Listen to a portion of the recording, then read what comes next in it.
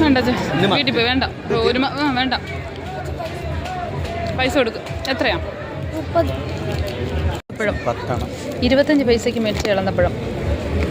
ചേച്ചേ കറക്കമുട്ടായി, ഇതേ പുളിമുട്ടായി, തേങ്ങാമുട്ടായി എല്ലാം ഉണ്ട്.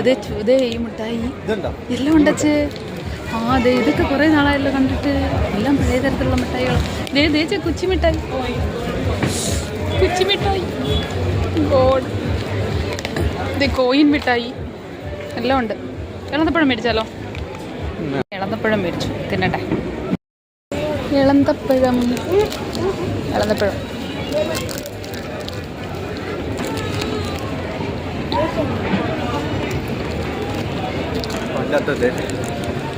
അതേ ടേസ്റ്റ് അല്ലേ?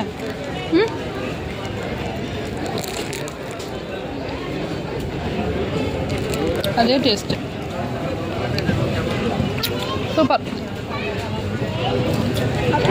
കുരു കഴിച്ചിട്ടുള്ളവർ താഴെ കമൻറ്റ് ചെയ്യണേ.